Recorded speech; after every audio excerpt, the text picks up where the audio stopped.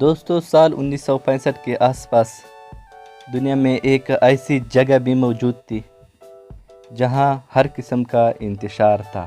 بے روزگاری، غربت، بنیادی سہولیات اور صحت کے دیکھ بھال تک محدود رسائی سے دوچار تھا۔ ہر طرف ڈاکہ اور چوری کھلے عام تھا۔ وہاں کوئی فصل نہیں اگتا تھا اور کوئی اقتصادی حکمت عملی نہیں تھی۔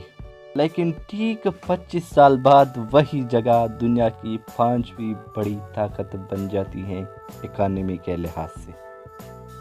جی ہاں، میں بات کر رہا ہوں سنگاپور کی، جو کہ 1965 سے پہلے بہت ہی غریب اور کمزور مملکت تھی۔ تو اگر ہم سنگاپور کا تاریخ دیکھیں تو 1819 میں برٹش انڈیا کمپنی کا ایک عہدیدار سر ٹامفورڈ ریفلز سنگاپور پہنچا۔ اس نے جزیرے کی صلاحیت کو ایک اسٹریٹجک تجارتی پوسٹ کے طور پر دیکھا اور مقامی حکمرانوں کی اجازت سے انہوں نے تجارتی بستی قائم کی۔ اس مقام کی قدرتی بندرگاہ اور بڑے تجارتی راستوں کے ساتھ اس کی پوزیشن نے چین، ہندوستان، یورپ اور عرب دنیا کے تاجروں کو اپنی طرف متوجہ کیا اور اسے ایک ترقی پذیر بندرگاہ میں تبدیل کر دیا۔ اس کے بعد 1867 میں برٹش نے سنگاپور کو خرید لیا اور ان کو برٹش کالونی قرار دیا۔ اب یہ براہ راست برٹش حکومت کے زیر انتظام تھا۔ لیکن سنگاپور کی حالت تب خراب ہو جاتی ہے جب 1942 میں دوسری جنگ عظیم شروع ہو جاتی ہے۔ دوسری جنگ عظیم کے دوران جاپانی افواج سنگاپور پر حملہ کرتے ہیں، جس کے نتیجے میں انگریزوں کو عبرتناک شکست ہوتی ہے۔ سنگاپور کا زوال جنگ میں ایک اہم واقعہ تھا اور اس کے خطے کے لیے گہرے نتائج تھے۔ جاپانی قبضے کو مقامی آبادی کی طرف سے مظالم اور مشکلات کا بھی سامنا کرنا پڑا۔ اس کے بعد سنگاپور میں برطانوی راج سے آزادی کا مطالبہ زور پکڑ گیا۔ 1963 میں سنگاپور ملائیشیا کی فیڈریشن میں شامل ہوا، جو ملایا، سنگاپور، سبا اور سرواک کو ملا کر تشکیل دیا گیا تھا۔ انضمام کو سیاسی اور معاشی استحکام حاصل کرنے کے راستے پر دیکھا گیا، تاہم زیر قیادت سنگاپور کی حکومت اور وفاقی حکومت کے درمیان اختلافات کی وجہ سے سنگاپور ملائیشیا سے الگ ہو گیا اور 9 اگست 1965 کو ایک آزاد ملک بن گیا۔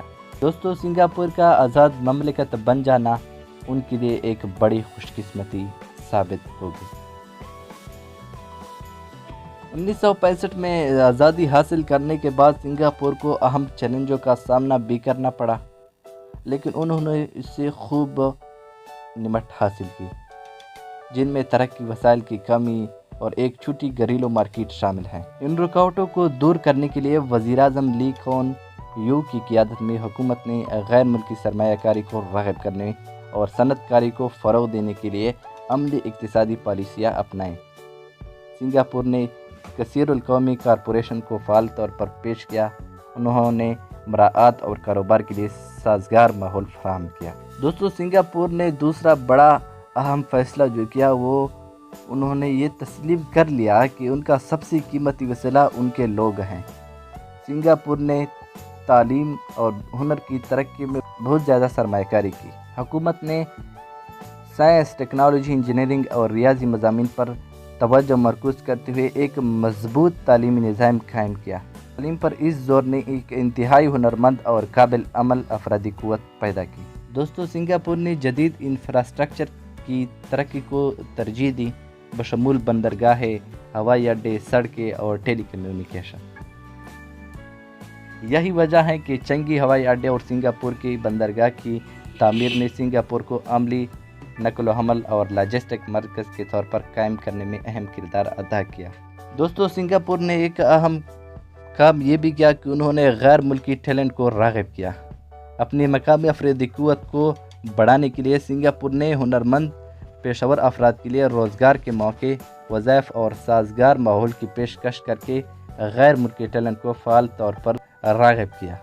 متنوع صلاحیتوں کی اس آمد نے افرادی قوت کو تقویت بخشی اور جدت کو فروغ دیا۔ حکومت نے کاروبار کے حامی پالیسیوں، کم سے کم بیوروکریسی اور کم ٹیکسوں کو نافذ کیا، جس سے کمپنیوں کے لیے سنگاپور میں قیام اور کام کرنا آسان ہو گیا۔ سنگاپور کو آزادی کے بعد ابتدائی سالوں میں مکانات کی شدید قلت کا سامنا کرنا پڑا۔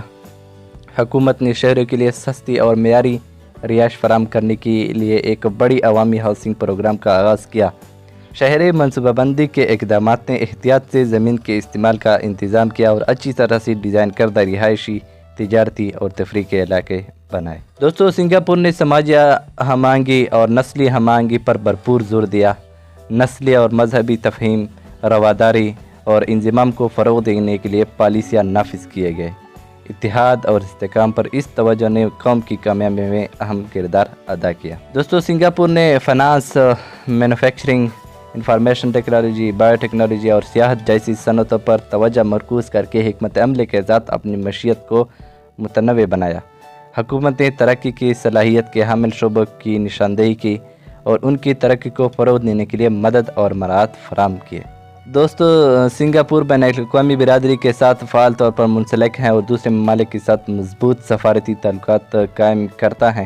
اس نے آزاد تجارتی معاہدے قائم کیا اور دنیا بھر سے کاروبار اور سرمایہ کاری کو راغب کرتے ہوئے خود کو ایک عالمی مالیاتی مرکز کے طور پر کھڑا کیا۔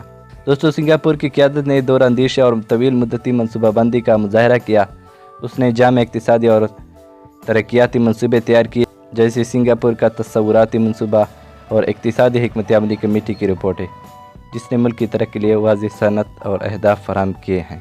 دوستو، ان عوامل کی وجہ سے سنگاپور ایک چھوٹی تجارتی پوسٹ سے ایک ترقی پذیر عالمی شہر ریاست میں تبدیل ہو گیا، جس میں اعلیٰ معیار زندگی، ایک مضبوط معیشت اور کارکردگی کے لحاظ سے بہت بڑا شہر ثابت ہوا۔ ملک کی ترقی کا سفر اس بات کا ثبوت ہے کہ توجہ مرکوز، قیادت، حکمت عملی کی منصوبہ بندی اور ایک ہنرمند افرادی قوت نسبتاً مختصر مدت میں یہ اچیومنٹ حاصل کر سکتے ہیں۔